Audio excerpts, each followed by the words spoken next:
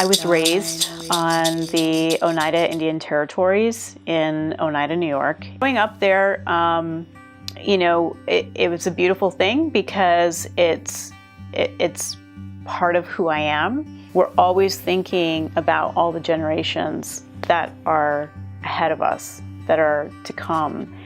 And with that, we're carrying all that wisdom from the ancestors who've made our lives possible. We live very, modern lives, that most people live in, terms of your homes and schooling. But yet there's this culture that's underneath that really identifies who you are. So there is a continual struggle of how do I maintain my identity? How do I make sure that my culture is continued, and what responsibility do I have in that part to make sure that it carries on? So one of the things I'm pursuing is an Indigenous women's magazine, which we're titling Rematriation. I'm creating this magazine to create the space for the Indigenous women's voices to give voice to herself, to her community, and to her people. So in the past year and a half, since I decided to step forward with this magazine, I've also been working in the space of working with Native women and creating safe spaces for healing. In my teenage years, I was sexually assaulted by a very close family member. I had a really very difficult time through my teenage years and in my 20s just trying to figure out what happened. Why did that happen? Why did that happen to me? I literally was in the space where I said to myself, how can I just feel better? First thing actually I turned to was my family, and I turned to them for help because I thought that they could do that for me. And what I discovered was they weren't able to help me because these things had happened to them as well. And there wasn't anyone there to be able to help them. So they didn't have the tools. Those times and those generations, you didn't talk about it.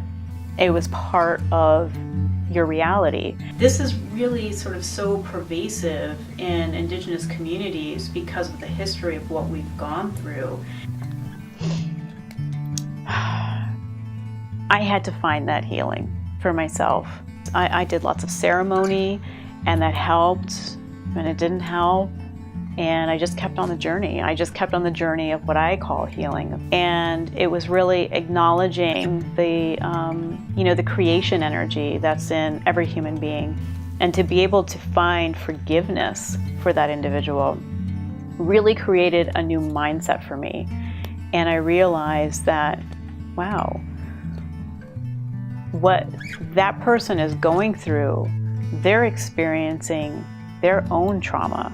Punishment doesn't make it go away, but forgiveness can.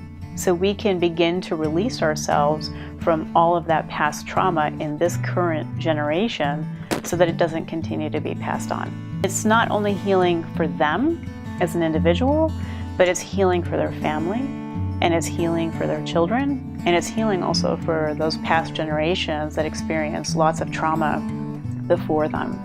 This was a learning moment for me to realize that so many women before me had experienced these things. So many men in our communities had experienced these things. Somehow, we've found resilience and strength through that. And today, with the awareness and knowledge that we have of who we are and what we're capable of, we have a message to share about living in balance with the world, living in harmony as human beings.